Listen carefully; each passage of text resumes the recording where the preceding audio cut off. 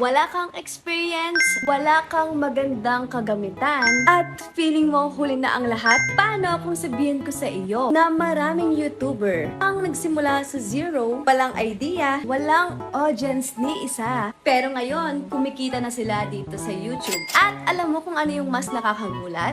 Hindi na sila nag-iimbento pa ng bagong content. Ginawa lang nila to. Gumaya pero may transformation. Aminin natin, pag nanonood tayo sa YouTube, pag meron kang sinearch, marami pong lalabas. Kaya kung gusto mong kumita dito sa YouTube, kahit nagsisimula ka pa lang, panoorin mo tong video na to hanggang sa dulo. Dahil ibibigay ko nga sa iyo ang 5 bagay na dapat mong matutunang gawin. Tandaan, hindi mo naman kailangan magkaroon ng original content. Pwede mong kopyahin basta po transformative video. Kaya ngayon, sabihin ko na sa inyo yung 5 lesson na dapat nyong malaman para kumita dito sa YouTube. Lesson number 1. Lagyan mo ng transformation. Yes, maraming pong nagagalit sa mga gumagaya ng content. At ikaw na gumaya, huwag mo naman pong kopyahin lahat.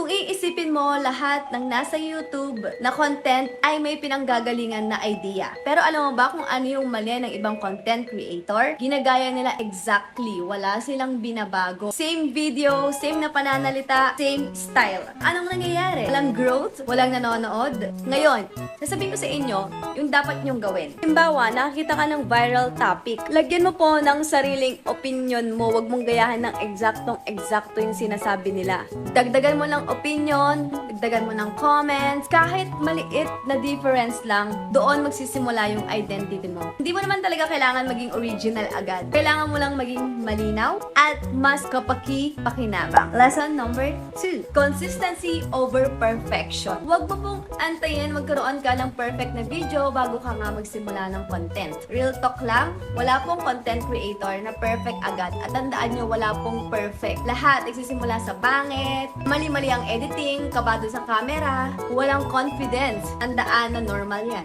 Kasi yung iba, kaya hindi na sila nagpo-post or hindi sila gumagawa ng content dahil gusto nila perfect yung audio, perfect yung editing, perfect script. Kaya ano pa yung nangyayari? Hindi na sila nakakapag-start ng content nila. Samantalang yung iba, kahit hindi sila perfect, tuloy-tuloy lang sila sa pag-upload, sa pag-edit, sa paggawa ng content. Dahil doon, mas natututo sila, mas gumagaling sila, mas nag-i-improve yung kanilang skill. Ganito na lang isipin mo, every video is equal to practice and kada upload mo naman is equal to improvement. At kung mag-aantay ka nga ng perfect moment para mag-upload, tagal kang uusad. Mas okay nang gumawa ka ng 50 videos na hindi perfect kesa naman sa isang video na hindi mo pa na-upload dahil sa gusto mong siyang maging perfect. Lesson number 3. Intindihin mo kung bakit nag-work yung content na viral. Huwag kang basta gumaya ha. Kapag may nakita kang viral na video, huwag mo agad gagayahin na, ay eto, nag-viral to, kailangan upload ko din to.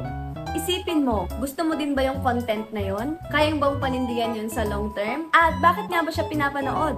Bakit tinatapos yung video niya? At bakit siya naging viral? Tignan mo kung ano yung hook niya sa first 15 seconds or sa first 3 seconds if TikTok. May curiosity ba yung title and thumbnail niya? Mabilis ba ang pacing? Hindi ba boring? Direct to the point ba siya? Boring ang intro mo, magi-skip na agad sila. At syempre, kung interesting, manonood yung tao hanggang sa dulo. Kapag natutunan mo i-breakdown tong mga to, kahit maliit na views pa yan, ang importante may tumatapos ng video mo, merong impact or value yung sinasabi mo. Lesson number 4, ito na nga, focus sa value, hindi po sa views. Ito yung madalas na pagkakamali ng mga beginners. Focus sila sa analytics nila. Kaka-upload lang nila, kahit maya silang nag-check ng kung may views ba, kung may likes ba, kung may nag-comment ba. Pero kahit anong check mo, di ba? Walang nangyayari. Kaya dapat palitan mo ang mindset mo. Instead na, paano kaya ako magkaka-views? Gawin mong paano ba ako makakatulong sa mga tao at ano ba yung pwede ko nga maging impact sa kanila. May natuturo ka ba? May na-explain ka ba ng tama? May na-entertain ka ba? Kapag gano'n ang content mo, yung maliliit na views niyan, lalago yan. Siyempre, doon pasok ang kita. Lesson number 5. Mindset po ang puhunan. Ito po yung pinaka-importante sa lahat. Kahit anong galing mo, kung mabilis kang sumuko, sa lahat ng bagay ito ha, sa pag-aaral, sa kung anong gusto mong gawin, gawin. Pero, yun nga, kung madali kang sumuko, wala rin po. Tandaan, ang YouTube po talaga ay hindi ganun kadali. Kaya darating talaga yung phase na boring phase na tinatawag. Ito yung walang nanonood sa'yo, walang resulta, tapos, totoo, nakaka-frustrate kasi pinagdaanan ko to eh. Dito nasusukat yung pasensya mo, kung ito ba talaga yung gusto mo. Yung iba, sasabihin nila, hindi para sa akin to. Pero, tandaan mo, yung mga malalaking content creator ngayon, nagtuloy-tuloy sila doon sa boring phase nila. Kaya, viral sila ngayon. At eventually, kumikita sila. Thankful ako kasi kumikita na ako dito.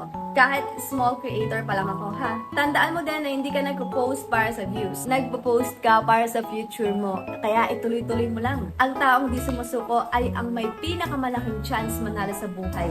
So, ngayon, alam mo na, hindi talaga problema ang pagiging beginner para kumita sa YouTube. Hindi din problema ang pagkakaroon ng 0 subscribers or 0 views. Ang problema talaga dito ay yung wala ka talagang ginagawa sa sarili mo. Kasi tandaan mo lahat ng kumikita ngayon sa YouTube, katulad ko, nagsimula po kami sa 0.